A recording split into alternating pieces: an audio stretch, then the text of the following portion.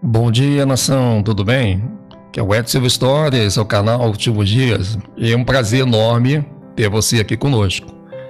Nós vamos dar hoje sequência à segunda parte do vídeo que nós fizemos ontem na live, que não existe nascimento da besta, e a besta sempre existiu e se chama Samael. Hoje vamos fazer a parte 2 para vocês, né? Porque o que está rolando é o seguinte: nós estamos vendo muitos trabalhos de pessoas que talvez até honestas estão tentando resolver o quebra-cabeça para tentar quebrar o enigma, descobrir o enigma, né? De quem seria, na verdade, a besta do Apocalipse. Temos diversos vídeos, diversos blogs, muitos sites falando sobre a besta, que a besta vai ser um ser humano, que pode ser... Olha, gente, eu não descarto a hipótese da segunda besta ela vir na personificação do Papa da Igreja de Roma, porque se você analisar, Roma ela é o imbróglio dos Askenazi, que eles se venderam para a sociedade do Vril, que isso aí não tenha dúvida, inclusive a própria Bíblia chega a falar do povo do príncipe que há de vir.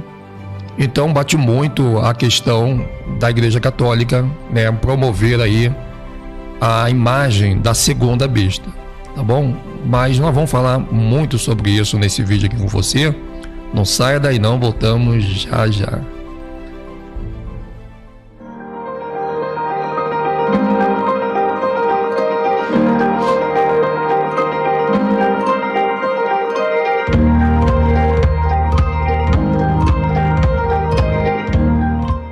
Quando Yahushua ele veio para morrer no madeiro, ele deixou bem claro que o anticristo já está no nosso meio. E nós vimos realmente que o anticristo ele não nasce. E a nova onda agora é dizer que o anticristo nasceu.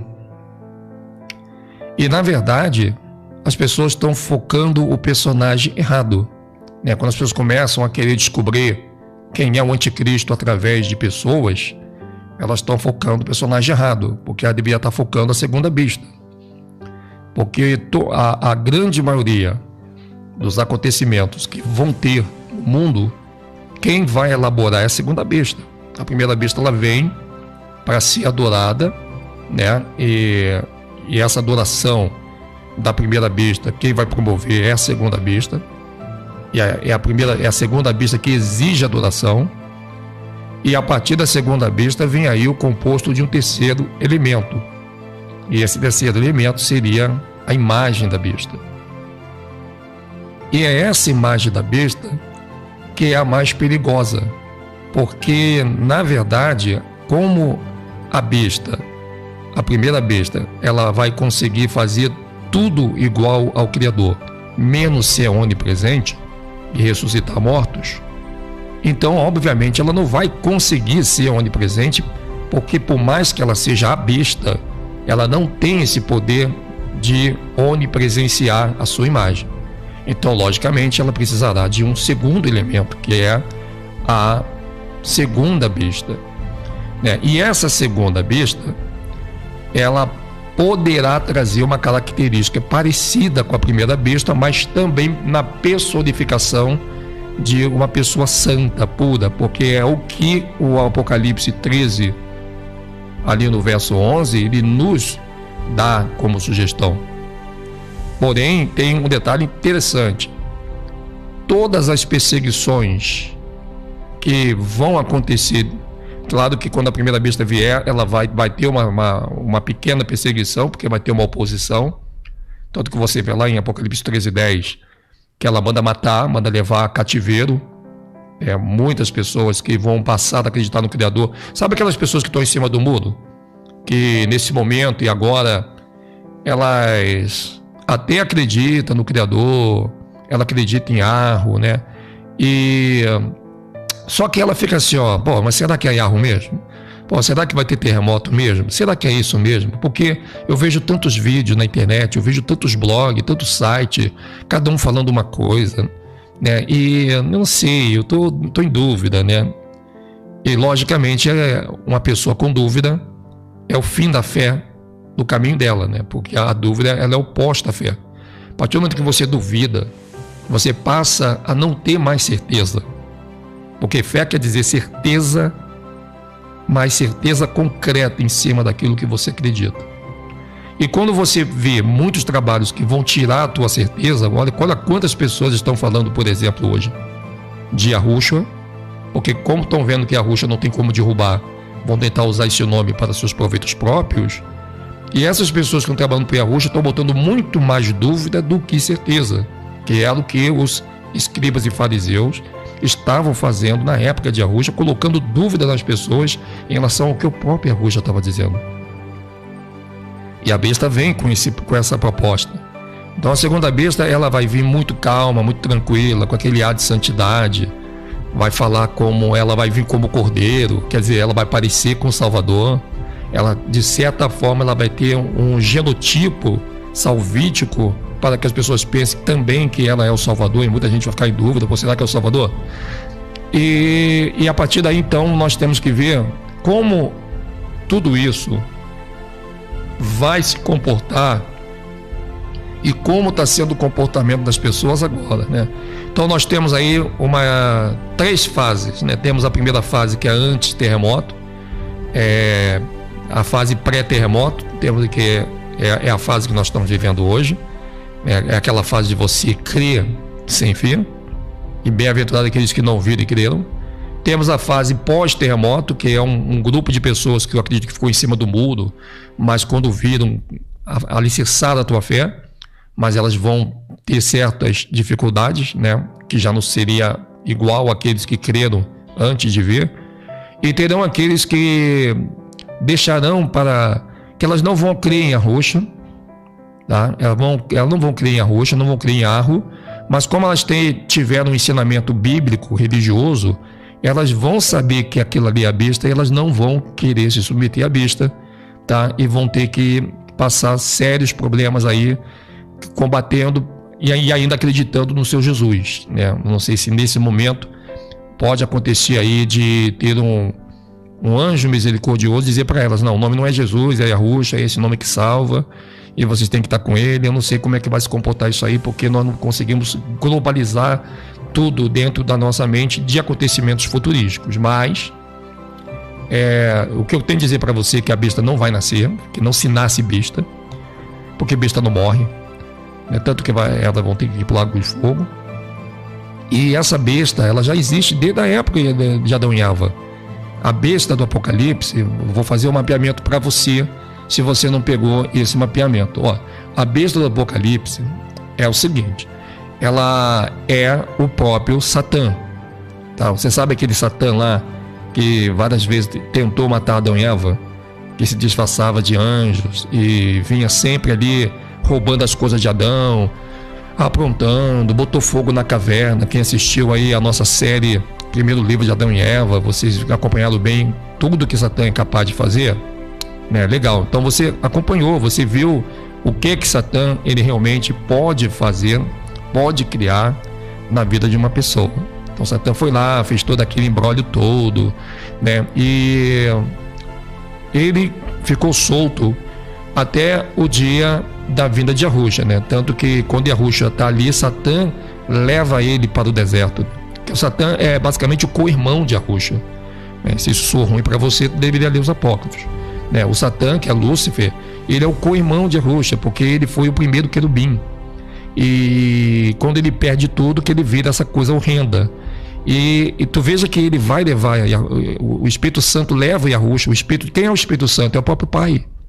O próprio Pai, o Espírito Santo, que nós aprendemos ser a terceira pessoa da Santíssima Trindade, que é falso isso, a maior blasfêmia, o maior erro. O evangélico e o católico dizer que o Espírito Santo é a terceira pessoa. Isso é mentira. O Espírito Santo não é a terceira pessoa. O Espírito Santo é o Espírito do Pai que desassociou de Melquisedeque da morte de Adão e Eva, tá? E isso é muito grave. Por isso que o Criador, por isso que quando Yahushua vem, ele diz assim: todo aquele que falar mal contra o Pai, quem é o Pai nesse caso? É o Melquisedeque, é o corpo Yahu, né? É aquela parte física de Yahu, Melquisedeque. Então aquele que falar mal contra Melquisedeque terá perdão, porque era para isso que Melquisedeque estava vindo, né? Para perdoar. Aquele que falar contra o filho, será perdoado. Por quê? Porque o Yahushua estava também associado ao corpo Melquisedeque no mesmo propósito de perdão. Agora, aquele que fala mal contra o pai, esse não terá mais perdão. Né? Ele fala, quem fala mal contra o Espírito Santo, né? Esse Espírito Santo é o Espírito Criador, é o Mor, é o Senhor dos Senhores. Então isso foi, a religião ela veio para distorcer essa informação na cabeça das pessoas. E elas não conseguem perceber que esse Espírito Santo da Bíblia do Almeida, que é o Espírito do próprio Pai, que criou tudo, criou o próprio Melquisedeque, criou o próprio Yahushua, só para você ter uma ideia. E a palavra Pai, ela está muito mais ligada a Melquisedeque do que o próprio Espírito de Yahweh, que é o Criador de todas as coisas, de tudo, de todos. Quando você vai para a igreja evangélica, por exemplo, ou uma igreja católica, nós aprendemos assim, ó, o Pai é a primeira pessoa, o Filho é a segunda pessoa e o Espírito é a terceira pessoa. Só que realmente existe três hoje, porque são três que testificam no céu. Não é assim? Show. Só que essa terceira pessoa é Melquisedeque, né? Porque Melquisedeque, ele é formado depois da formação do próprio Yahushua. Então você veja, então Yahushua seria a segunda pessoa advinda do Pai, que ele passa a ser a alma. A primeira alma no planeta é Yahushua, não é o ser humano. Não foi Adão a primeira alma foi Yahushua. Yahushua é alma pura, porque a alma é luz. O que tem dentro de você é uma luz. A alma que está em você é uma luz. E essa luz que Adão, ele reivindica quando ele é expulso do paraíso. Todo momento ele fala, pô, nós tínhamos aquela luz brilhante do lado de fora. E mal sabe Adão que é essa luz que está falando na boca dele. Que já não é mais luz dentro, que virou trevas, que virou escuridão. E somente quando nós deixarmos esse corpo de terror, que essa luz voltará a brilhar de novo no corpo verdadeiro e transformado, e que nós deveríamos estar dentro desse corpo hoje. Por isso que a morte não é o fim do Edson, não é o fim da sua família. A morte não é o teu fim. A morte é o fim desse corpo herdado para Adão e Eva, o que é uma grande alegria. Quando você morre, é triste, claro, a morte é uma tristeza profunda. Imagina você ver lá no caixão, família ateu, né, que você pensa assim, caraca, eu nunca mais vou ver meu familiar, nunca mais vou ver meu pai, nunca mais vou ver minha mãe, né? E quando morre um bichinho de estimação que você tá super apegado, né? E você fala, pô, você vê aquele corpinho daquele animalzinho naquela caixinha de sapato e você começa a chorar. É tristeza, porque, cara, a gente não tem um ensinamento em relação a isso. Mesmo você sendo religioso, mesmo às vezes você sendo evangélico, você sendo um católico, um judeu, um espírita, você não consegue aceitar a morte, porque a religião, ela é incompetente e ela não tem capacidade intelectual para mostrar às pessoas de fato o que é a morte, por que ela existe, por que você tem que sair desse mundo. Ela não tem essa capacidade. Você pode ser um evangélico e ler a Bíblia de capa a capa e saber tudo sobre a morte, mas quando morre um ente querido seu, você vê que dá um apagão na tua mente e tudo aquilo que você aprendeu não serve na hora do velório. Não serve na hora que você vê o seu ente querido sendo enterrado ali, porque o desespero vai entrar e vai subverter tudo que você aprendeu sobre morte, não fazendo com que o buraco vazio ele seja tapado por uma verdadeira e forte e real e concisa explicação. Mas quando você começa a ler os apócrifos, e eu sempre digo, gente, você que está começando a ler os apócrifos agora, eu vou te dar uma dica. Eu não estou dizendo que essa dica que eu estou te dando seja certa, porque o Edinho falou que é essa, o Edson Silva História disse. Não, eu estou dizendo o que serviu para mim.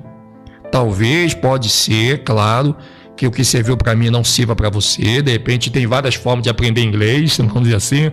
Mas o que serviu para mim foi, eu não conseguiria entender o que eu entendo hoje se eu não tivesse lido 2 livros. O primeiro, O Princípio do Universo. E o segundo, o primeiro livro de Adão e Eva. E o terceiro, Melquisedeque e o Vaso. Se eu não tivesse lido, e também depois Enoque, né? Então vamos lá. Vamos fazer. Quer pegar a caneta aí? Cara, eu tenho certeza que se você ler esses 4 livros primeiro, não, 5 livros que eu vou te dar, a tua vida não vai ser mais a mesma. Quer ver? Vou pegar a sequência para você. Nem tô com nada aqui na minha frente, porque tudo já está na minha mente, está na minha glândula pineal. Primeiro livro que eu acredito, mesmo que você já tenha começado a ler e já leu, mas volta de novo, tá? Mas de novo, eu tô pensando em ler todos os apócrifos da minha vida. Gente, não adianta você ler 100 apócrifos. Se esses 5, que para mim é o mais importante, que faz você entender, tá? A solicitude da vida, você consegue ver a vida mais diferente, você consegue ter um pouco mais de calma, mais de tranquilidade, até com o seu próprio familiar, porque você passa a entender o processo do porquê você está nessa vida temporal, que é o que a besta vai vir trazendo para ninguém saber. E quanto mais chega a época da besta, mais o sistema vai trabalhar para você entender isso. Então vamos lá. O primeiro livro que você deve, anota aí, eu acho que é importante você anotar. O primeiro livro que eu acredito que se você fizer como eu fiz, por que eu estou falando? Porque eu fiz, eu pratiquei e está dando muito certo na minha vida, tá? Tanto na minha forma de relacionamento com a minha esposa, com meu filho, com meus vizinhos, com meus amigos, com as pessoas na rua, a maneira de ver o mundo, quando eu vejo uma pessoa morrendo, quando eu vejo, sabe, não vou dizer que eu não fique triste se alguém morrer, mas não é aquela tristeza mais só ela que me leva para o buraco da amargura, mas sim com um requinte de saudade, mas com uma esperança de que, aquilo ali é momentâneo. Então, o primeiro livro que eu acredito que você deveria ler é O Princípio do Universo. Cara, esse livro, O Princípio do Universo, ele vai abrir para você um leque de conhecimento, vai abrir neurônios na tua cabeça que não eram trabalhados antes. Porque, vou dizer, nós temos milhares de neurônios na nossa cabeça, mas eles não funcionam todos juntos. É preciso que você faça coisas ou você pense coisas que você nunca pensou para esses músculos do cérebro começarem a trabalhar. É o que eu chamo de músculo do cérebro. Eu estou dando aqui uma parábola do que é neurônio, né? Então, esses músculozinhos elétricos do cérebro, porque neurônios é eletricidade de ar dentro de nós, tá? Não é só o cérebro. O cérebro seria como se fosse a televisão, o computador. Os neurônios seriam como se fosse a eletricidade. Então não adianta você ter todo o computador em cima da mesa, ter todos os equipamentos, se não tem eletricidade. Faltou luz, acabou tudo, né? Por exemplo, agora nesse momento aqui, se acabar a luz aqui agora nesse momento, você vai ficar sem a live que você está assistindo. Porque por mais que eu tenha todos os equipamentos de ponta aqui na minha mesa, né, do nosso estúdio, nós não temos luz. E aí, o que adianta você ter tanta coisa e não ter luz? Então vai ser apenas um monte de cacareco bonito em cima da tua mesa. E assim é o nosso cérebro. O nosso cérebro, você pode ter um cérebro brilhante, tá? Você pode descalcificar a glândula pineal e fazer exercício, ir para a glândula pineal. Se os neurônios não estiverem ativados, porque eu estou vendo gente que eu tenho que ativar a glândula pineal. Tu não tem que ativar a glândula pineal, tem que ativar neurônios, porque eles são a eletricidade que leva a energia para o teu cérebro começar a funcionar. E como você começa a ativar esses neurônios? Gente, você vai achar que é besteira, mas eu vou fazer uma pergunta aqui no chat, e eu sei que muitos vão me xingar, outros vão me achar ruim, mas eu tenho que fazer o teu cérebro se movimentar. Você quer saber mesmo como você faz para levar? Também não adianta você ter neurônio como eletricidade se você não tem o condutor. O que é o condutor? O condutor é o fio. Olha bem, vou pegar aqui um fio, ó. Você tem aqui, olha esse celular. Você vai entender o teu cérebro agora em poucos minutos.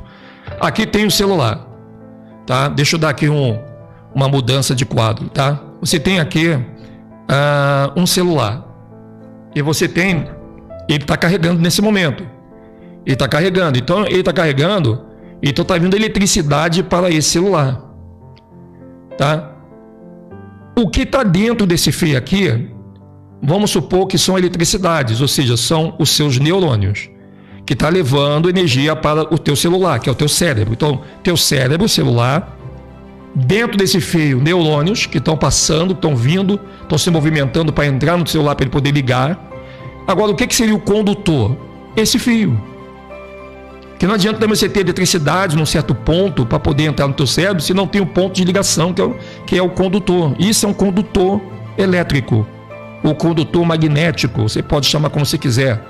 Então, esse condutor aqui, ele é exatamente algo externo, tá? Olha bem, você vê o celular, você vê o condutor, mas você não vê os neurônios, você não vê a eletricidade. Mas eles existem. Então, o que eu quero dizer para você? O que seria o seu condutor para você levar esses neurônios para o teu cérebro? Leitura, livros. Isso é um condutor. O que faz o neurônio pular para o cérebro em altíssima velocidade para trazer para você um exponencial de funcionamento corporal, físico, mental é livros, é leitura. Bem-aventurado aquele que lê, porque quando você lê, você faz neurônios que são gamas de eletricidade trabalharem dentro do teu cérebro, indo para levar essa informação, ou seja, levar aquela eletricidade para carregar a bateria do seu celular, do seu computador, porque o nosso computador descarrega também, o nosso cérebro descarrega. É aquele momento em que o que você acha que existem pessoas que elas vivem em grande estado de depressão? O que seria a depressão? É a bateria fraca do cérebro. Por mais que você fale, não se mate, tira isso da cabeça, ela te deixou, ele te deixou, mas é vida que segue, vamos para cima, tem mais gente mais importante do que aquela pessoa que não te quer mais, para de sofrer por causa de fulano, começa a te amar, mas ela continua ali, desanimada, e ela continua reclamando da vida, não olha para cima, sempre olhando para baixo, achando que ela não é um nada, é um ser insignificante, porque o cérebro não tem força, por mais que você queira ajudar ela a ligar o celular dela, mas não adianta toda ajuda de pessoas que sejam PhDs em celulares se ele tiver descarregado. E às vezes a pessoa está querendo ajudar alguém a ligar o celular e ela está esquecendo que a maior ajuda é falar para ela, tu tem que botar teu celular para carregar. Tu tem que levantar essa cabeça e começar a buscar ouvir pessoas boas. Começar a olhar no espelho e ver que você é importante. Começar a ler coisas e ouvir coisas que vai alegrar a tua alma, porque a alma é a bateria do celular. O celular é o cérebro. A alma é o coração. A eletricidade são seus neurônios que trabalham em junção com o teu próprio coração e cérebro. E o condutor para levar esta energia que falta é a leitura, não é computador somente, não é televisão somente, não é você assistir somente uma palestra. É claro que a fé vem pelo ouvir. A fé vem pelo ouvir. Mas ouvir o quê? A palavra de Arro, porque a fé vem pelo ouvir, de ouvir o que você quiser ouvir. Se alguém falar assim, olha, o diabo é o nosso Deus, isso é uma fé. A tua fé veio pelo ouvir. Você tem fé no diabo porque você ouviu coisa do diabo. Você tem fé que o mundo não presta porque você ouviu coisas de pessoas falando que o mundo não presta. Certo? Se você tem fé que você não vai vencer na vida, é porque você ouviu pessoas dizendo que você não vai vencer na vida, que você não é ninguém. Se você tem fé que a tua vida está suja, é porque você está ouvindo pessoas sujarem a sua vida, fazer fofoca sobre você, falar coisas que você não fez. Então a tua fé, ela está sempre apoiada aonde você está ouvindo, e não precisa necessariamente ser nas coisas do Criador. Se você tem fé que você é um ladrão, você vai viver a vida roubando. Se você tem fé que você é uma pessoa viciada, você vai viver a vida viciado, porque sempre você é o resultado do que você ouve e do que você lê ou não lê e do que você busca. Você pode ser uma péssima pessoa por você buscar coisas ruins, ou pode ser também uma péssima pessoa que, ainda que não busque coisas ruins, mas você também não busca coisas boas. Você pode ser uma pessoa totalmente vazia por estar ouvindo pessoas tóxicas que te destrói a sua autoestima, ou você também pode estar sendo uma pessoa vazia, ainda que você não ouça pessoas tóxicas e vazias, mas você nunca tem pessoas que você possa conviver, ter relacionamento de coisas boas e legais e que vai te encher. A nossa vida, ela é um movimento, e Arusha é movimento. Melquisedeque é movimento. O mover de Arro não é uma música cantada numa igreja evangélica, mas é os seus neurônios, e Arro se move nos seus neurônios. A força eletromotriz do teu corpo se chama neurônios. Não adianta você ter um cérebro brilhante. O cérebro de Einstein está fora do corpo dele numa sala de pesquisa, mas o cérebro não faz nada. O cérebro de Stalin foi tirado da cabeça dele e colocado no centro de análise, mas não faz nada. Eles esqueceram no detalhe. Eles tinham que pegar o cérebro de Albert Einstein e de Stalin e de tantos outros que eles fizeram também essa lobotomia, e tinha que pegar um recipiente e pegar um pouco dos neurônios e colocar dentro, porque cérebro sem neurônio é corpo sem alma. Se você tem um corpo, você não tem alma, você está no caixão. Se você tem um cérebro e você não tem neurônio, você é um vegetativo. Você vai vegetar a vida toda, porque um cérebro sem neurônio é um cérebro apagado. É igual essa televisão que está aqui do lado. Essa televisão aqui, ó, queimou. Queimou. A televisão de tubo antiga que eu tinha, puf, queimou. Deu um estouro, puf, queimou. E aí? Mesmo que você tenha agora eletricidade, mas não adianta você agora ativar teus neurônios se o teu cérebro morreu. Então, justamente, o que faz com que o teu cérebro ele vai morrendo gradativamente? Quando você se desaproxima da verdade. Eu não estou dizendo para você, e nem falando mal, de pessoas que fazem trabalho na internet, que têm seus vídeos. Eu não estou falando isso, mas eu estou no YouTube, eu estou na internet. Eu vivo disso aqui, de passar a função para vocês hoje, e já estou na internet 10 anos. Hoje eu trabalho, vocês me ajudam financeiramente para que o Edson não precise ficar preocupado. Minha conta de luz, meu aluguel. Não, vocês me ajudam. Querendo ou não, quando eu peço ajuda financeira para vocês, e muita gente tentou nos imitar pensando que ia ter cabide de emprego, vou fazer igual o canal Último Dias, eu vou juntar com o canal Último Dia, botar minha conta ali de baixo, para poder também, tirar proveito, pegar todos os, o pessoal do canal Último Dias para poder, não é isso. Quando vocês me ajudam, porque o Edson tem capacidade para falar assim, gente, se vocês puderem me ajudar no final do mês com o seu pouco, para o canal Último Dia, vocês vão me ajudar muito, porque eu vou deixar minha mente 100% trabalhando para vocês e para Yahoo. A minha mente não vai se preocupar em ter que sair de casa para pegar um ônibus, o trem, como vocês fazem também, que eu acho louvável, como eu sempre trabalhei. Eu agora vou trabalhar aqui. Isso é cansativo também, gente, porque, olha, o canal Último Dia não trabalha para gerar conteúdo, para ganhar views apenas, para ganhar inscritos, para poder ser monetizado pelo próprio YouTube. Nós não trabalhamos apenas para... Gente, isso não faz sentido. Eu vejo pessoas dizendo assim, vou abrir um canal porque eu preciso ganhar dinheiro. Cara, você vai entrar num amplo de depressão violenta, porque você vai abrir um canal e vai fazer qualquer coisa para ganhar dinheiro, e você vai ver que o dinheiro não entra, que a pessoa não se inscreve, que o teu canal não tem inscrito, e você vai entrar naquele parafuso de, a gente se inscreve no canal, eu tenho que fazer inscrito, e o inscrito tem que vir, e aí quando faz inscrito faz aquela festa.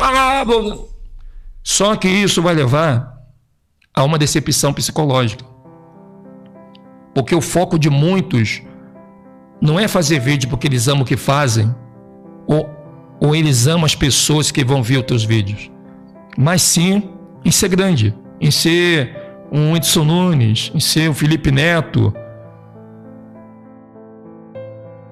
Aí você vai ter uma decepção, porque você vai olhar os números e você vai dizer, caramba, cara, aí vai começar a dar bronca, como aconteceu uma vez com o pessoal que deu bronca no canal Últimos Dias. Ô Edson, avisa aí os teus seguidores que tem que ter mais amor, porque os outros irmãos fizeram vídeo no YouTube, aí os irmãos não foram lá, não se inscreveram.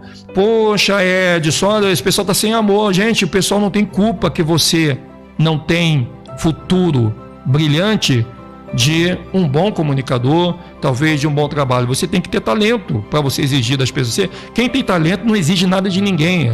Ele atrai as pessoas para ele porque ele é talentoso, ele ama o que ele faz. E esse sistema da besta, ele vem justamente para isso. A besta está introduzindo pessoas para fazer às vezes coisas igual que você faz, mas não com a intenção que você tem. Você está pegando a situação? As pessoas estão no piloto automático do sistema da besta. As pessoas estão no piloto automático do desejo enorme de ter o que outros têm e elas nunca conseguiram ter de qualquer maneira. E isso a besta vai fazer quando ela trouxer o sinal. O sinal da besta vai propor para as pessoas incompetentes, incapacitadas, o poder de ter o que outras pessoas talentosíssimas tiveram e elas nunca conseguiram ter. E a besta vai trazer essa proposta. Você compreende? Por que eu estou falando tudo isso? Ah, mas já está fugindo do assunto. Não, está tudo dentro do assunto. O problema é que as pessoas só querem focar a Bíblia futurística ou do passado. E eu estou trazendo uma linha, eu estou trazendo um condutor magnético para você, e a pessoa está assim, mas a Modim já fugiu do foco, está falando. Não é fugir do foco. Eu estou trazendo a linha. Os acontecimentos presentes são extensão desse condutor que liga energia ao cérebro. Fatos passado ou futuro. Você não consegue ter futuro e nem passado se você não consegue compreender o próprio presente que está vivendo. Se você quer ler Bíblia e você despreza o próprio presente, a Bíblia para você vai ser apenas um livro para você dizer glória a Deus e aleluia na sua religião.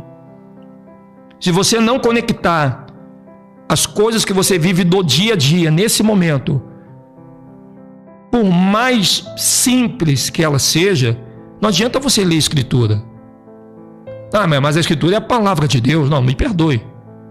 A Bíblia não é a palavra de Deus.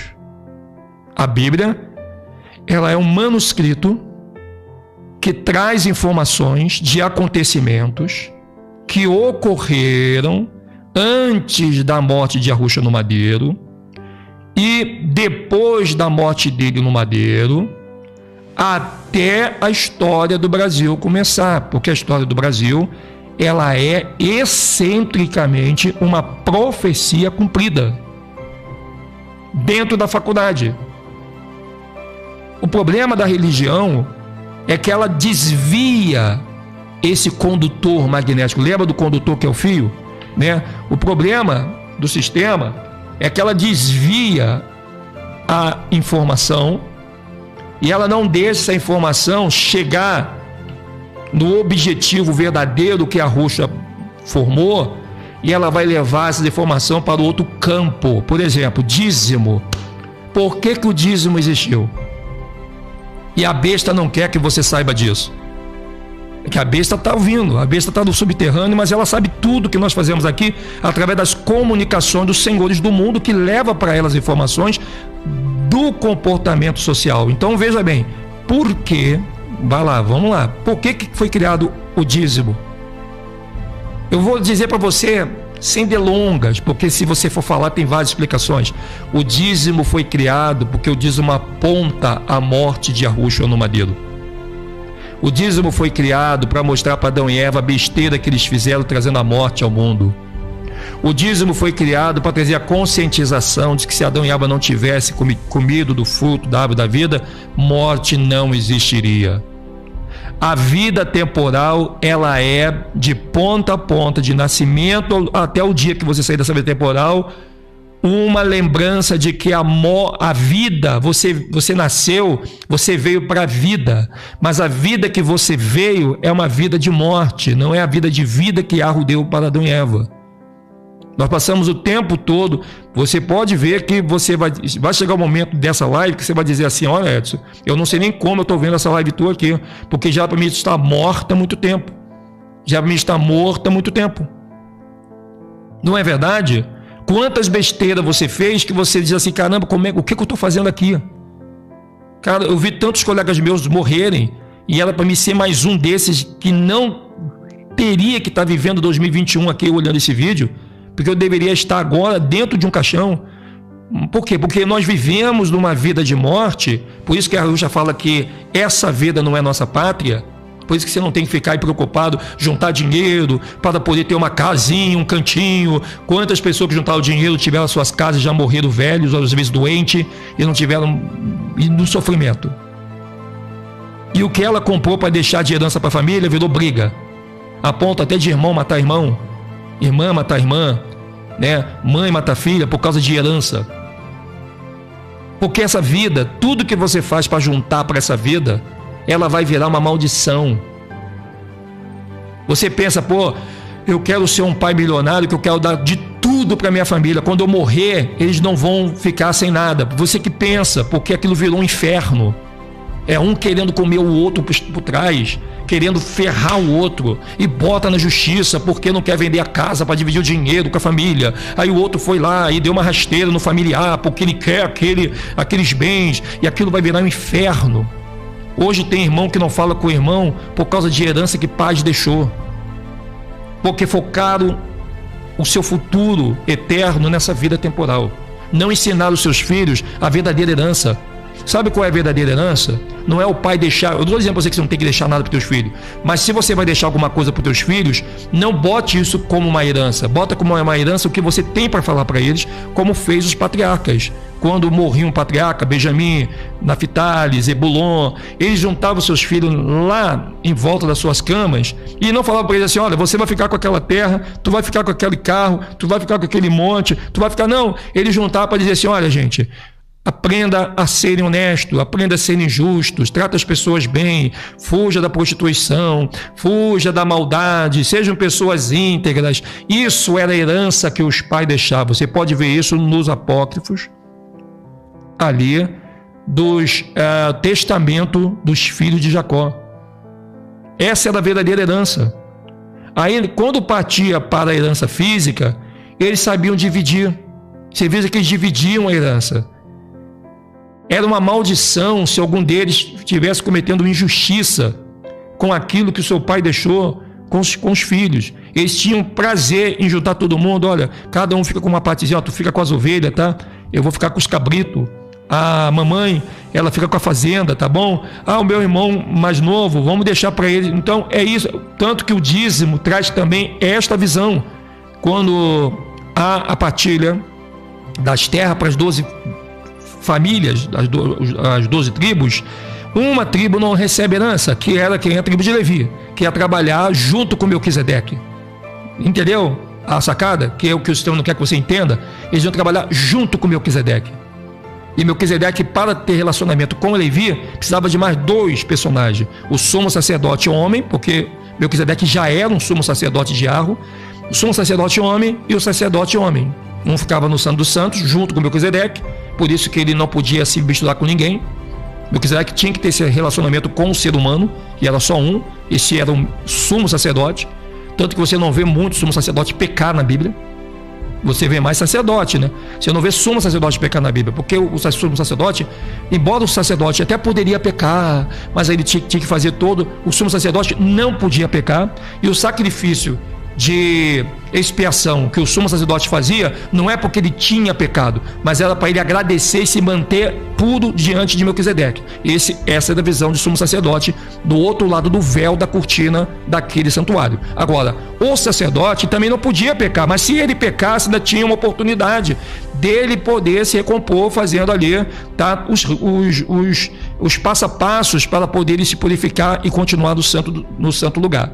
Então, você veja que hoje, se nós trazemos essa temática para o dia de hoje, né, quando a Bíblia fala que nós seremos sacerdotes, reis e sacerdotes, o sacerdote, gente, não é uma questão religiosa, não é que tira da tua cabeça que sacerdote é aquele homem de veste branca na igreja católica, aquele cara puro igual o Papa, igual o padre, que é isso que a besta quer que você pense mesmo, né? Não, gente, sacerdote não é um atributo, tá, de aparência física. O sacerdote não é um atributo de aparência física. embora a aparência física tenha que andar de acordo com o sacerdote. Tá? Vamos lá. O empresário não é um atributo de paletó, terno e gravata. Mas andar de paletó, terno e gravata faz parte do perfil de gestão do empreendedor empresário. Você compreende? Porque se fosse assim, todo mundo que botasse terno, paletó e gravata ficaria rico, seria empresário. E não é. O negão aqui, o pretão aqui, se botar um terno, paletó e gravata, né? Não vamos chamar de empresário, de deputado, de doutor. Vamos chamar de quê? Vamos chamar de crente, né? Segurança, né? Você é segurança, né? Porque está de paletó, terno e gravata. Não é o paletó que forma a dignidade social interativa da pessoa, mas ele faz parte do contexto. Então veja, o sacerdote e o sumo sacerdote, eles tinham essa separação social no meio do povo das 12 tribos. Porque Melquisedeque estava ali. Você compreende?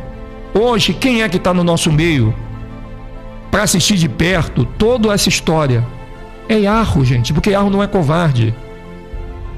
Eu vejo o pessoal falando assim, mas aí é fácil ser Deus, né? O Criador está lá em cima e a gente aqui se ferrando. Iarro está aqui também, sofrendo. Porque Iarro foi limitado pelo... Olha bem, entenda de uma vez por todas.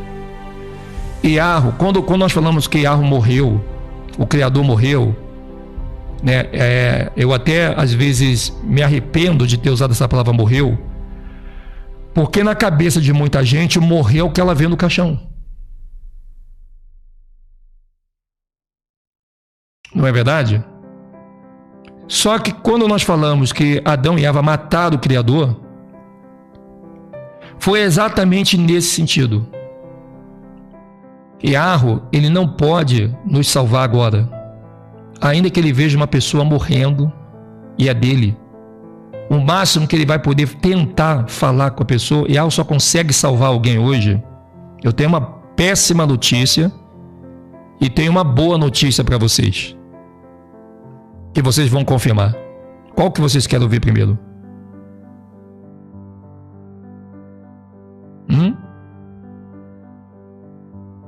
Qual que vocês querem ouvir? A péssima ou a boa? Em relação à salvação de Iarro hoje, na vida temporal. Agora, nesse momento. Vocês querem ouvir qual? Edson, eu quero ouvir a péssima, eu quero ouvir a boa. Vamos fazer um voto aqui. As 10 primeiras que falar ali, eu gosto desse tipo de coisa que faz você pensar. Pode ser besteira que eu estou fazendo aqui, mas eu estou interagindo com vocês. Nós estamos se enganjando aqui no poder de comunicação. E eu quero saber a tua opinião em relação a Iarro. O que ele vai fazer nesse momento agora. Não estou dizendo futuro, estou dizendo hoje, 2021. No plano de proteção de Iarro. Tem 2 notícias para você que eu quero te dar. Eu quero te dar uma boa e eu quero te dar a péssima. 2 notícias, mas qual das 2 você quer ouvir para que a sua mente consiga nutrir dessa informação de maneira positiva? Tá, a grande maioria está dizendo a péssima, né? Então vamos na péssima. Sabe qual é a péssima notícia? Desculpa aí o pessoal que escolheu a boa, mas nós fomos pela votação dos 10. A péssima notícia é que Iarro não pode te proteger e atender o seu pedido de qualquer maneira que você acha que ele tem que te proteger. Essa é a péssima notícia.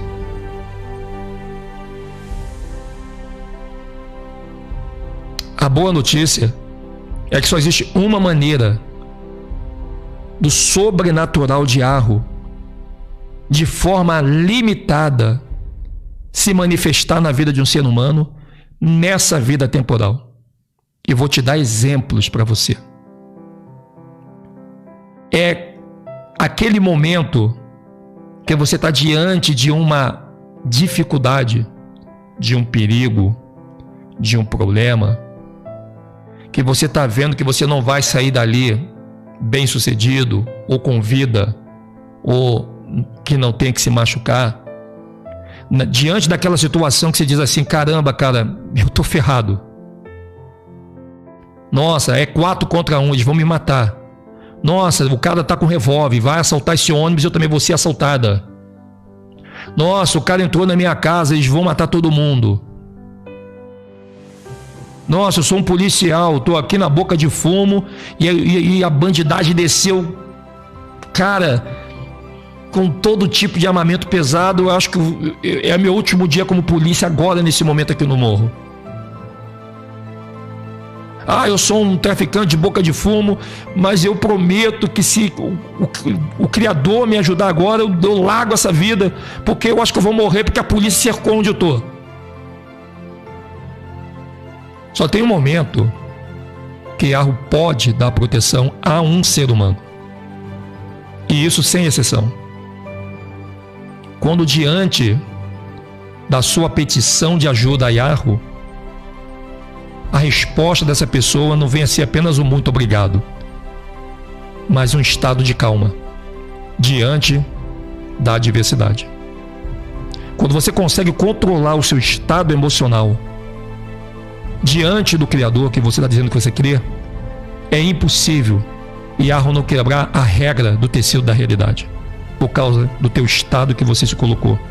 Porque o seu estado emocional, ele fala muito mais forte do que você diz. Yahweh consegue sondar mente e coração para dizer: caramba, essa pessoa não está falando apenas que ela crê em mim. Eu estou vendo isso dentro dela. Ela se acalmou. O coração está batendo mais leve. O sangue está fluindo. Mesmo diante de tanto revólver na cara dela. Mesmo diante de tantas pessoas querendo quebrar ela. Mesmo diante de tantos médicos dizendo que ela vai morrer na mesa de operação. Mas ela entrou num estado que é o meu estado celestial.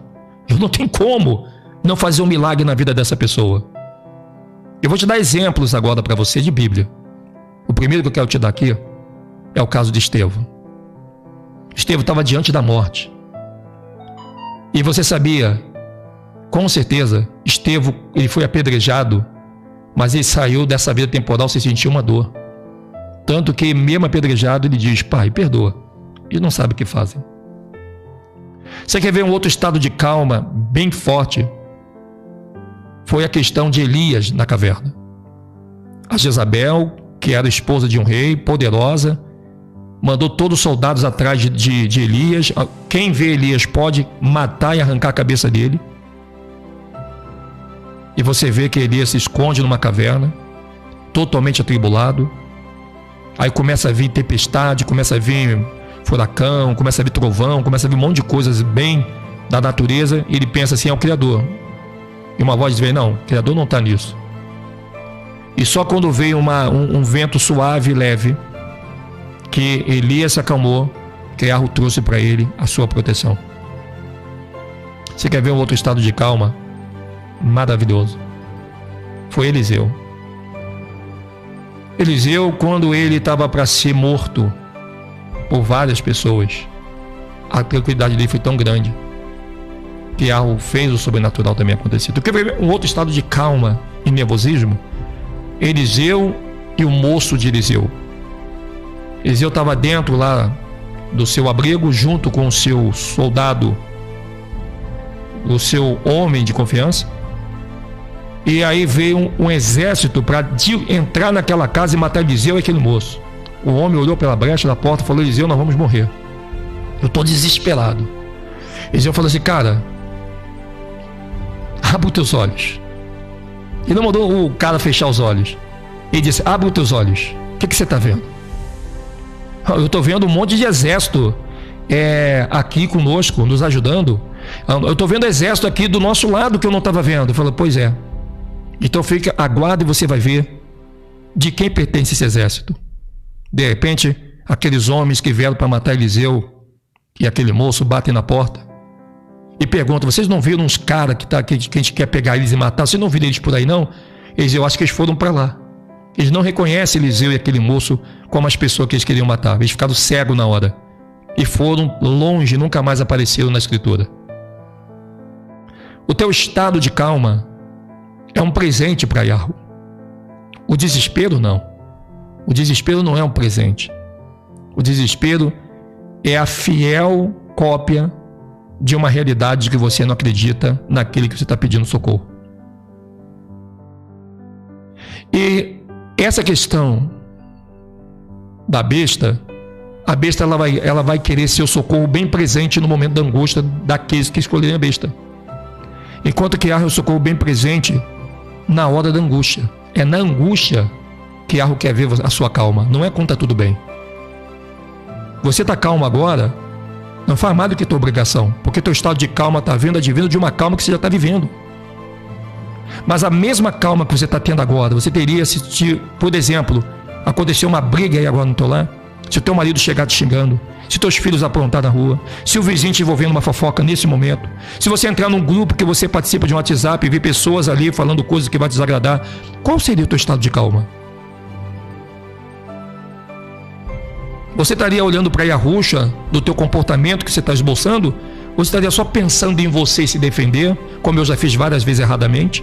Me defendendo, porque eu tenho que me defender, porque é minha índole que está lá embaixo, estão sujando minha imagem, pessoas estão querendo sujar. Nós temos que pensar em Yarrow. Pensar em Yarrow não é você fazer justiça para limpar a sua barra diante das pessoas. É você continuar fazendo o que você sempre fez. Porque é a continuação do que você é e faz que vai fazer lá na frente o seu inimigo se envergonhar. Não é agora aqui você tentar fazer com que ele se envergonhe. O avesso da vida, ela é terrível. Então, quando a besta vier, ela vai dar status e dons e capacidade para um monte de incompetentes. As pessoas que vão estar sendo marcadas pela besta não serão pessoas boas e ingênuas, serão pessoas de caráter sujo, que ama a imundície e que estão prontas para negar até as coisas boas do reino do céu em prol da sua dignidade de comportamentos podres e sujos que elas querem se tornar em algo comum e aceitável na sociedade. A besta terá para essas pessoas toda a proteção. Por isso que não é qualquer pessoa que vai botar a marca da besta. A marca não existe marca. Até eu estou contaminado. O sinal da besta. Não tem marca. Marca não existe. É o sinal. É algo que vai transmitir um sinal da besta. E hoje nós sabemos que o que transmite sinal é o chip. Eu não vejo outra coisa a não ser o chip que transmite sinal. Então, esse sinal da besta, ele vai trazer a vida que muitas pessoas querem que nós aceitemos a vida delas e é impossível, vai acontecer naquele pouco tempo que a besta vai exercer poder sobre a humanidade. Você vê hoje o caso, por exemplo, do homossexualismo. Vamos lá, vamos ser real. O homossexualismo não é um planejamento familiar. É um planejamento sexual. Uma pessoa, que eu não estou dizendo aqui, não estou falando mal do homossexual, eu estou dizendo o que é homossexualismo. É um sistema de prática sexual entre pessoas do mesmo sexo. Não tem nada a ver com socialização. Independente se a pessoa é homossexual ou não, ela vive numa socialização.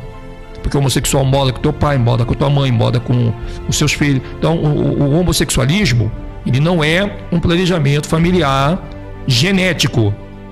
Ele é um planejamento familiar sexual. Envolve sexo. Não pode fugir disso, tá? Porque a Globo não fala isso. A Globo, ela não envolve sexo quando ela quer promover o alto homossexualismo. E nenhuma outra televisão que está no meio também dessa entrega do povo do príncipe que há de vir. Então nós temos aí que o sinal da besta, ela vai garantir essa veda de comportamento familiar para os GLBT, porque agora é GLBTS+, quer dizer, eles vão botando um monte de nome, vão crescendo. Então eu tenho certeza que hoje é impossível para uma pessoa que quer viver uma vida homoafetiva dentro da aceitação geral, porque não vão ser aceitos geral. Está tendo aí uma supremacia de aceitação pela televisão. Parece que o mundo todo aceitou o homossexualismo. Não aceitou. Eu sou um que não aceito o homossexualismo. Mas eu não sou contra e nem quero ver homossexuais fora do reino do céu. Eu sou um dos que lutam para que você que é homossexual, você entre no reino dos céus e entenda que esse caminho que você está criando não é uma sugestão de Yahweh, mas é uma sugestão daquele que imita Yahweh, que é o Deus das trevas, o hermafrodita Terron, Valak, o Deus morte e o Deus inferno, da Bíblia do Almeida. O mesmo Deus de 2 Coríntios 4:4. E a Bíblia chega a dizer que nos últimos dias ele vai permitir que homem se deite com homem, que mulher se deite com mulher. E Yahweh vai permitir para que, no final das contas, o Lúcifer não diga: pô, mas você também veio atrapalhar o meu governo de luz e trevas, pô. Tudo que eu fazia com o ser humano você atrapalhava. Então, como Yahweh não quer ouvir isso da boca de Samael, porque quando Yahweh castigar Samael e os seus anjos e Terron, ele quer castigar justamente para não ter depois ressentimento, porque são criação do Criador, e Yahweh ainda está super apegado às suas criaturas. Então ele vai permitir. E essa permissão bíblica está acontecendo hoje. Se você falar assim para uma pessoa na rua: eu não aceito, não é que você não gosta do homossexual, veja bem, eu não aceito o homossexualismo, não aceito o sistema do homossexualismo, eu não aceito, você está escada a ser preso, está escada a ser notícia de televisão, simplesmente você falou porque você não aceita. Agora, você não aceitar o homossexualismo não quer dizer que você odeia o homossexual. Eu tenho muitos amigos que são homossexuais aqui, e que são pessoas que me respeitam, pessoas honestas, pessoas que fazem bem, pessoas super agradáveis, que tornam bem. Mas aí é o conceito de personalidade. A personalidade dessas pessoas é um brilho. Você vê uma pessoa que ela está nessa prática, mas elas, como pessoas, mesmo sendo pessoas que queiram ser diferentes do restante do mundo, mas como pessoa, como alma, não estou dizendo como pecado, entenda bem, como alma, são pessoas brilhantes, são pessoas que você quer estar na presença delas direto ali, ó. Você fala: cara, o seu único pecado é que você gosta de pessoas do mesmo sexo, mas fora isso, vocês são brilhantes. Vocês são desenrolados, vocês sabem falar, vocês falam de uma forma que a gente não fica com raiva. Olha só, se por um lado o Terron arrasta essas pessoas no sentido sexual do pecado, por outro lado tem o peso do yin yang de alma, porque a alma dessas pessoas não acompanha o pecado carnal. Você compreende o que eu estou falando? É muito complicado você entender isso se você não estiver entendendo fora da ótica religiosa. E muitos homossexuais hoje, se tivesse o terremoto agora e se a besta viesse, eles não iam aderir à marca da besta, o sinal da besta. Eles não iam aderir, porque se por um lado o corpo deles desejam aquele desejo sexual, por outro lado existe um grito na alma que ele não deseja ir para o inferno. Você compreende? Então é uma luta. Por isso que Yahweh fala que muitos serão salvos como se estivesse saindo do meio do fogo. Você vê isso lá no Novo Testamento. Então, assim como Yahweh encerrou todos debaixo de pecado, para que Yahweh possa escolher os seus filhos pela justiça e não por não pecar, por outro lado, esse pecado o Terron tira proveito. Então é apenas uma questão de neurônios, de levar eletricidade para o cérebro, para a gente poder ter a fé eletrificada por uma certeza de Yahweh no nosso coração. Eu sou pecador, mas eu quero ser justo, porque ser pecador e ser injusto já torna uma abominação. Eu sou pecador, mas eu quero ser justo. É igual a pessoa, uma vez eu estava conversando no Rio de Janeiro com um traficante, né, de boca de fumo, que era um amigo meu de escola, né? A gente se conhecia na escola, então eu conversava: oh, tudo bom, bom dia. E uma vez ele estava dizendo: cara, olha, eu trabalho com cocaína, com maconha, mas quando eu vejo todos os jovens que me procuram para poder passar a comprar drogas da minha mão, eu olho para ele e falo assim, cara, é a primeira vez que você está comprando? É a primeira vez, eu quero provar. Todos os traficantes de boca de fumo, gente, não estou aqui defendendo o traficante de boca de fumo, mas eu estou falando o que eu já vi eles fazerem. Se você não viu, o problema é teu, eu já vi. Eles param o garoto, sentam o garoto no meio fio, puxa uma cadeira e fala assim, cara, volta para casa, vai dar alegria para tua mãe, vai procurar estudar, vai trabalhar, cara, porque isso aqui não é para você. Não, mas eu quero, tal, cara, isso não é para você. Eles têm, cara, antes deles começarem a ter o seu novo cliente nas drogas, os próprios donos de boca de fumo, gerente, eles conversam com o jovem. Eles falam, cara, você sai dessa. Isso não é para você. Isso é uma realidade que eu estou falando para você. Os próprios traficantes, eles alertam para aquele jovem que é um caminho sem volta. Principalmente quando o traficante conhece os pais daquela criança, daquele jovem. Eu não estou dizendo para você que o traficante ganhou o céu por causa disso. Mas o que eu estou dizendo para você é que aquele traficante é o pecador. Mas ele está sendo justo. Então, é isso que você tem que entender. Não é o fato somente de você não ser pecador, porque não ser pecador é do que os escribas e fariseus estavam a todo momento tentando mostrar para Yahushua. E Yahushua disse para eles, vocês são sepulcro caiado. Por fora vocês realmente não são pecadores, mas por dentro vocês são injustos, vocês são ingratos, vocês são podres de pensamento, a intenção de vocês é pior do que uma prostituta. Olha o caso de Yahushua na casa daquele homem puro, Simeão, quando entra aquela prostituta e ela vai ali lavar os pés de Yahushua com um vidro de nardo. Ela pega aquele perfume e joga nos pés do Salvador e seca com seus cabelos e beija aqueles pés. E aquele homem puro diz, oh pai, essa mulher é uma prostituta, tu não deveria estar deixando ela tocar em ti, ela vai sujar você, é uma mulher suja. E Yahushua sabia que aquela mulher era suja, era pecadora de físico, de corpo, mas a alma daquela mulher não correspondia à sujeira do corpo que ela fazia. E Yahushua falou assim, pô, calma aí, mas essa mulher aqui, ela está lavando meus pés com perfume, tu nem água deu para lavar minhas mãos. Essa mulher está secando meus pés com seus cabelos, você não me deu uma toalha, um pano para me secar minhas mãos. Essa mulher não para de beijar os meus pés, você não me deu nem um abraço. E Yahushua estava promovendo o pecado ali? Não, pelo contrário. Yahushua, naquele momento, estava perdoando o pecado daquela mulher. Mas ele perdoou o pecado dela por quê? Porque ela se apresentou como uma pessoa pura. Parei de pecar, tá? Não. Ela não se apresenta como quem parou de pecar. Ela se apresenta como quem era pecadora, mas dentro dela tinha um grito, ó, eu quero estar contigo. Eu não quero ser essa pessoa monstro que eu sou.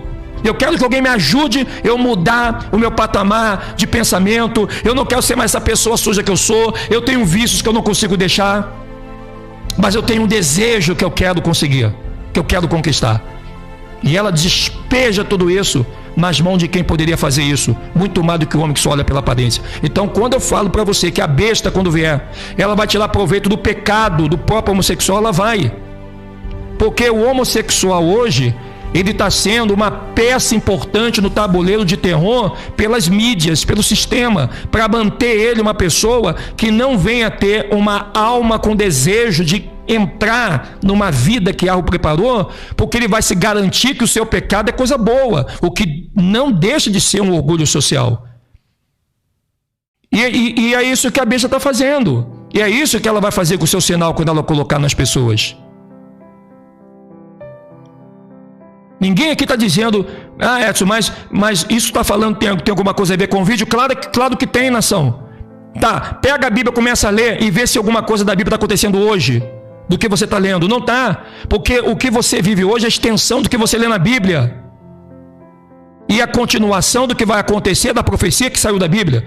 Nós somos o meio do fio que leva a eletricidade de um ponto para o outro.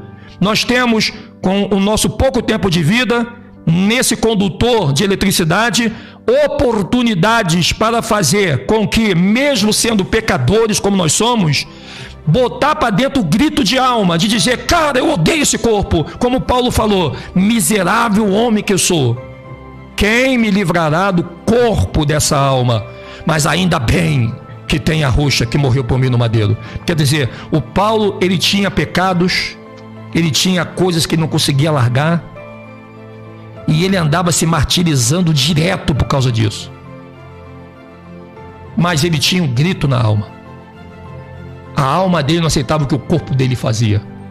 Enquanto Paulo tinha um corpo pecador, ele tinha uma alma justa. E a alma justa ajuda a frear o pecado do corpo. Não é ser santo, não é ir para a igreja, não é rezar 10 Ave Maria, 10 Pai Nosso, se confessar com o padre, ou então entrar no gabinete do pastor, contar toda a tua vida para o pastor, depois do que você contou para o pastor, vira suprimento para uma pregação em cima do palanque que eles chamam de altar. De forma nenhuma. Iago não vai dizer assim: ó, quantos de vocês entrou para a igreja e confessou com o padre? Quantos de vocês que entrou para a igreja e buscou um pastor no gabinete para contar os seus pecados para ele? Não, Iago não vai parametrizar o que você fez pelo número de líderes religiosos que você se confessou. Ele vai parametrizar a sua vida no balanço da vida ou do livro pela quantas vezes você buscou ser justo, mesmo você sendo um terrível pecador. Porque nem todo pecador ele vai ter a visão de ser justo. Porque tem pecador que fala assim, ó: pô, já estou em pecado mesmo, então a injustiça é apenas um detalhe a mais.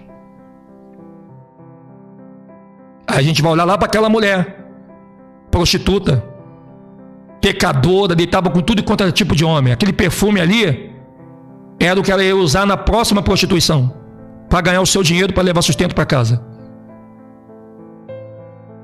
Mas ela pega aquele perfume de pecado, e a justiça que tinha nela purifica aquele perfume. Por isso que a roxa aceita. Porque o perfume que era para promover pecado de prostituição, a mulher pega aquele perfume e limpa ele com a justiça que Yahweh pede para o ser humano ser, quando ele diz lá para Adão e Eva, logo na porta do paraíso: Adão, Eva, 5.500 anos eu voltarei, estenderei a mão sobre você e derramarei sobre você o meu sangue, te colocarei de novo dentro desse jardim, e não somente você, mas toda a sua posteridade justa. Por isso que ele vai separar o bode das ovelhas. Porque se você já estudou sobre a cadeia comportamental do bode e da ovelha, você vai reparar que quando você bota, se você pegar 3 ovelhas e botar um punhado de pasto, as ovelhas comem um pouco daquele pasto e ela mede o quanto ela tem que deixar para as outras 2 companheiras que estão perto dela. Tu já viu? Pergunta uma pessoa que é produtora, que ela vai te dizer. Se você pegar 3 bodes e pegar o mesmo punhado de pasto e colocar ali, o bode que estiver mais perto, ele vai comer tudo, vai esconder a cambuca, e os outros 2 amigos bode nem vão saber que teve pasto ali, porque o bode, nesse contexto de partilha, ele é injusto. A ovelha, ela tem noção que tem mais 2 ovelhinhas que estão vindo para comer, embora ela está ali primeiro. O bode não. O bode tem noção. Ele tem noção que tem mais 2 bodes que pode vir comer o que ele podia comer tudo. Então ele vai fazer o seguinte: calma, estão vindo aí. Ele come rapidinho, esconde o negócio, ninguém sabe que teve.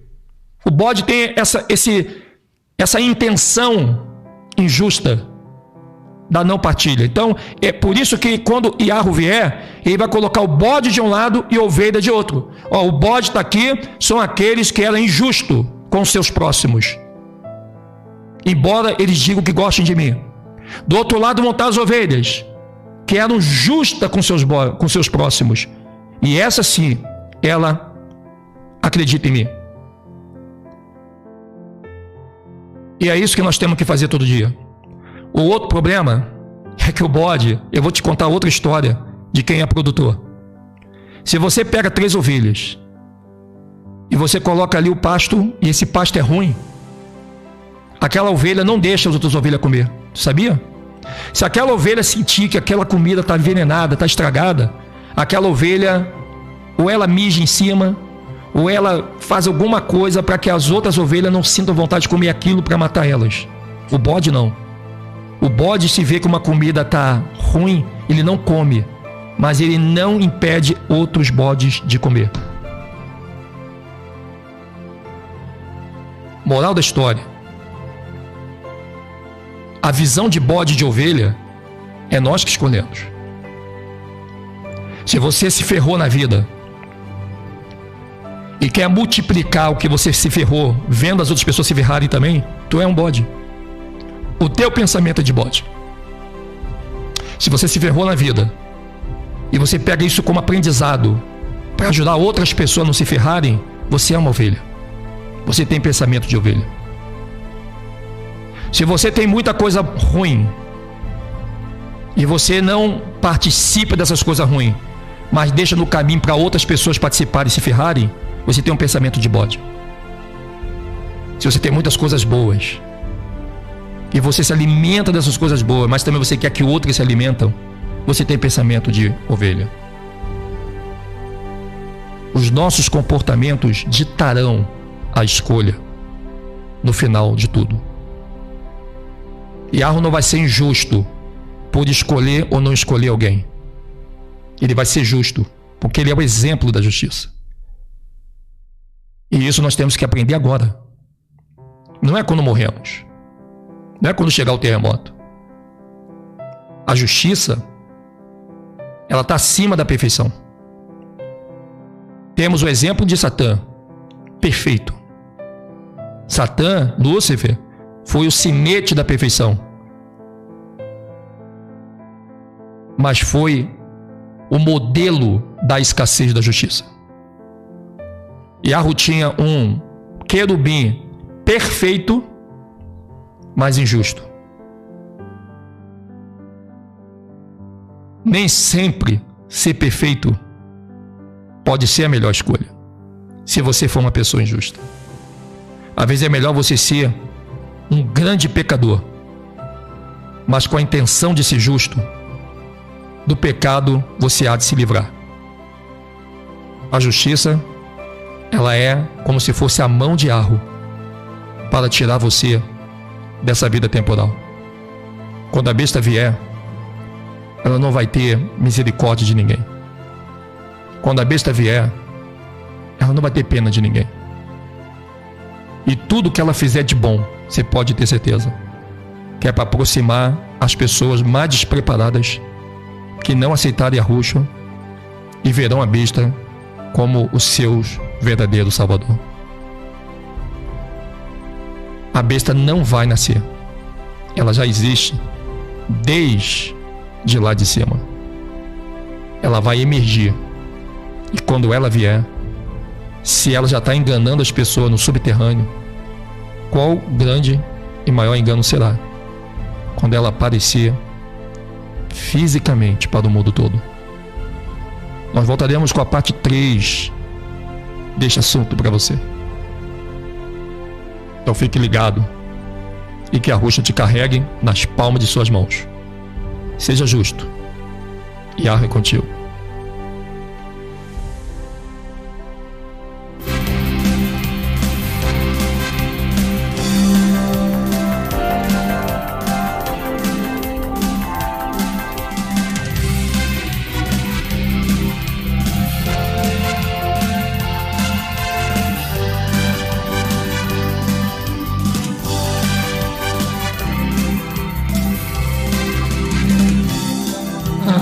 É tão fascinante e nossa vida só tão bela. Você passa de noite sempre vê apartamentos acesos. Tudo parece ser tão real, mas você me percebeu também. Andando na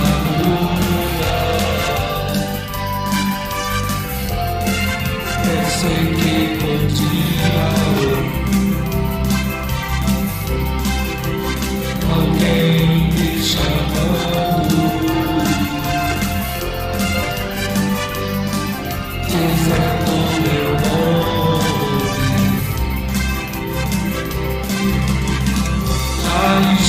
cheio de distante vazio. Meu corpo é quente, estou sentindo frio. Todo mundo sabe, e ninguém vai saber. Afinal, amar